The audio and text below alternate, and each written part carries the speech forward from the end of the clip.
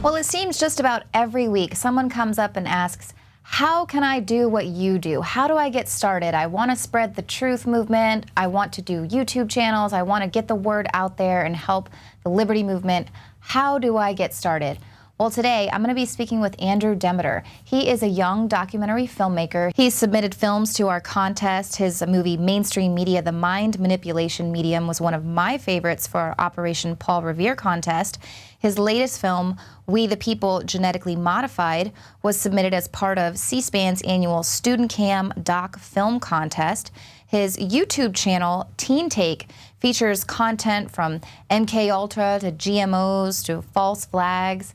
And did I mention that he is just 16 years old? So for everyone out there who's asking, how can I do it? Well, today you're going to find out that it's so easy a kid can do it.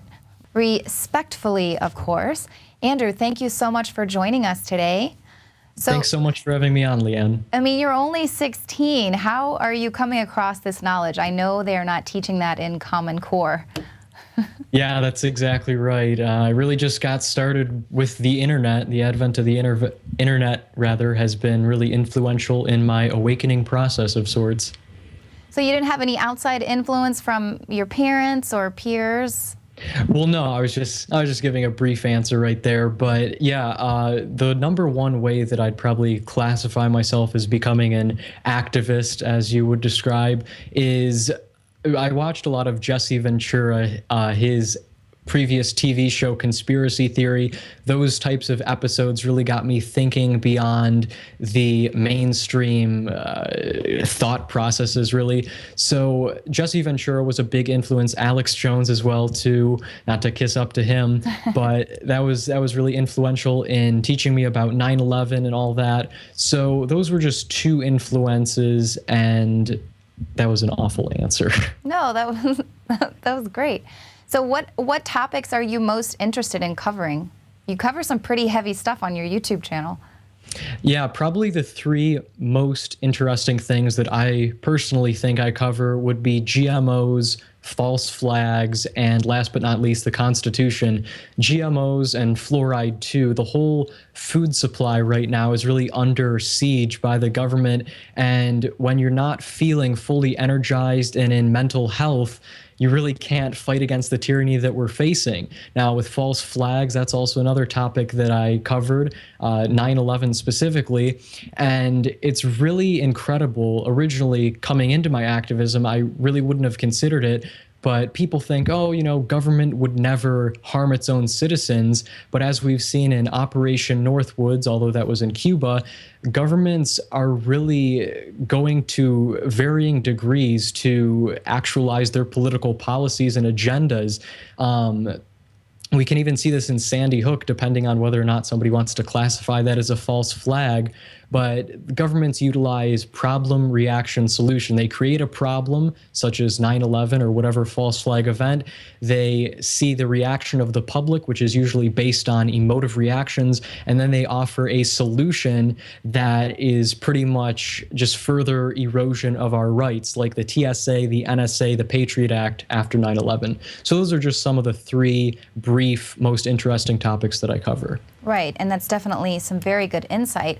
Now, your latest documentary that you worked on dealt with GMOs. Tell me a little bit about the production process there, and why did you choose that topic specifically?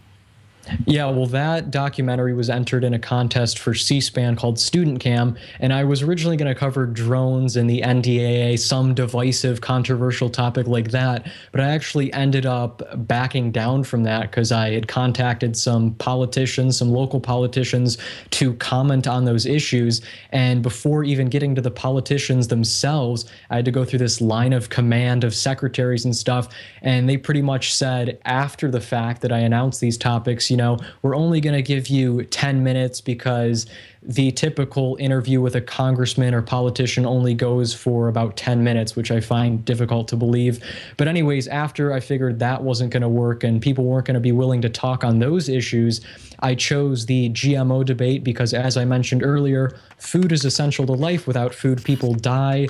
It transcends all boundaries, and we need to have good, healthy food and be revitalized in our bodies to be fighting this tyranny. So pretty much throughout that production process, I contacted various people involved from all walks of life, ranging from farmers, biologists, grocers, to a lady from the USDA, who I ended up not including for reasons we could talk about if you like, and just a whole slew of people who were involved in that process.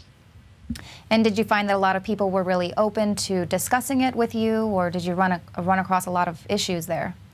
I actually ran across a slew of issues. In some cases, the people just flat out said no, like I kind of mentioned, the politicians through their line of command. Other people who were acclaimed experts on the topic of GMOs, like doctors, grocers, health food specialists, etc., they originally said when I contacted them, sure, we'll be glad to do this, we're really interested. And then after I sent them the questions, or maybe after they researched me online, they decided, we probably shouldn't be talking about this because it's too controversial, or it could threaten my career and standing on that. So those were just a couple of the problems we ran into, along with the whole host of production problems as well. But ultimately, I think it turned out pretty decently.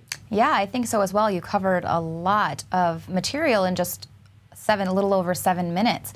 And then, of course, as a journalist, you know that getting people to speak on camera about sensitive topics is just one of the hurdles that you have to tackle. But is there any other advice you could have for people who are kind of wanting to do their own documentary filmmaking, or young people just starting out? Well, for people who are interested in starting activism, first off, I would recommend to pick something, a topic that you are vehemently passionate about, because if you're not passionate about what you're talking about, people are not going to be willing to listen. And also choose topics that are relevant, hot button political topics that people are going to be researching online, so you can gain your maximum exposure and get your message out there.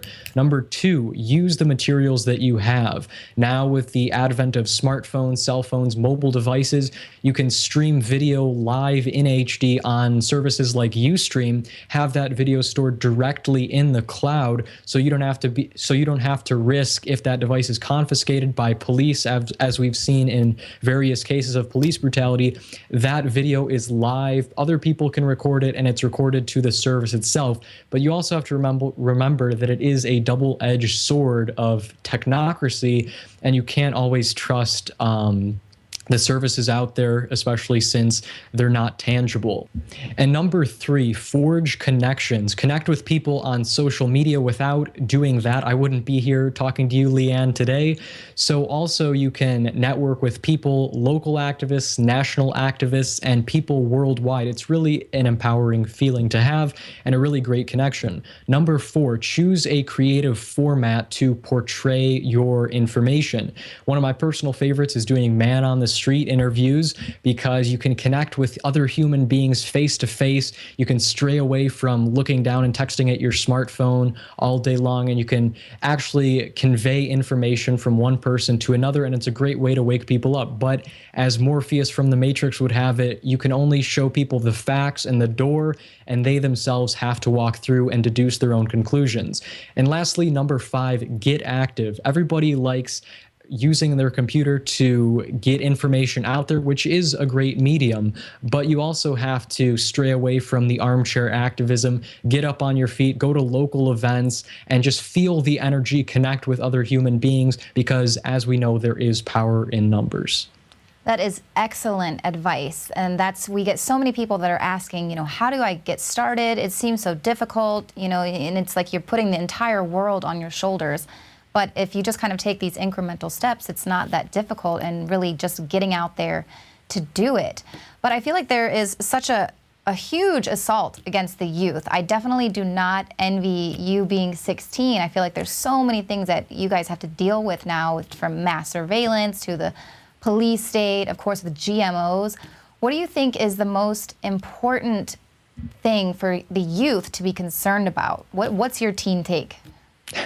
Honestly, I wouldn't kind of pinpoint it on a specific issue.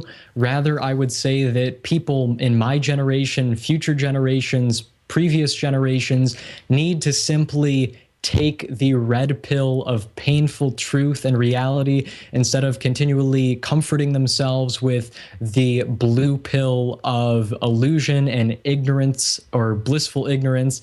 Because if people just keep ignoring reality, thinking that their life is some video game, that they have fate and they're not in control of their own destiny, they're not going to really be caring. Specifically at school, I was talking with friends a couple months ago about GMOs, trying to educate them, trying to get them to not be simply apathetic to everything.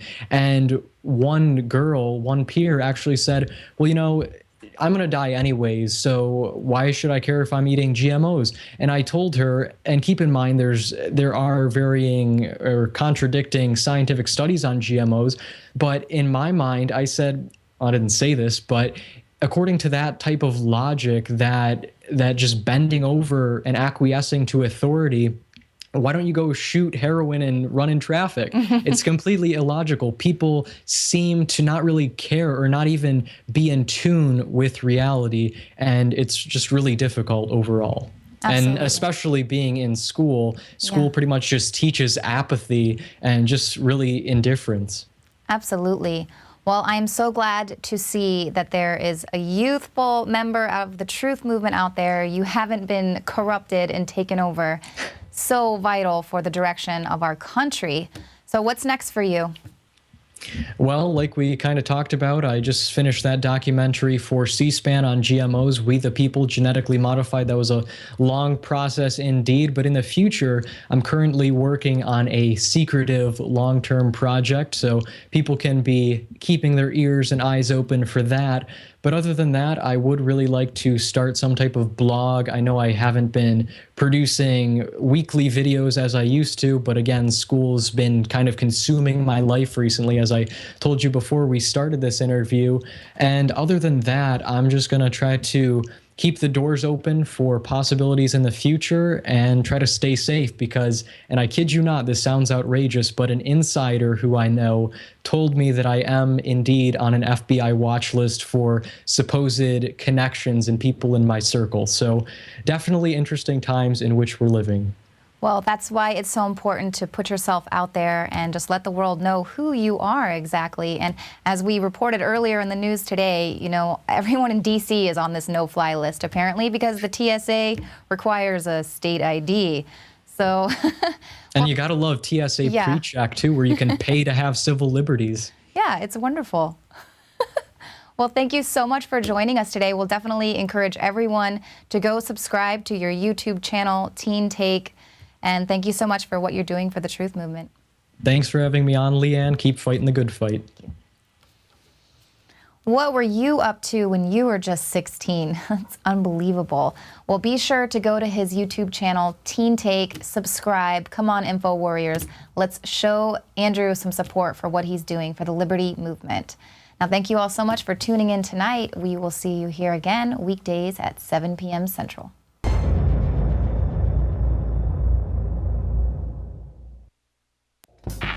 We're on the march. The Empire's on the run. And the InfoWars Army is standing strong. Wake up your family, friends, and neighbors and break the matrix at InfoWarsStore.com. Learn the truth and spread the message of liberty with the world's most comprehensive collection of books and documentary films. Maintain a healthy metabolism and energize your body to perform at peak health with Survival Shield Nascent Iodine.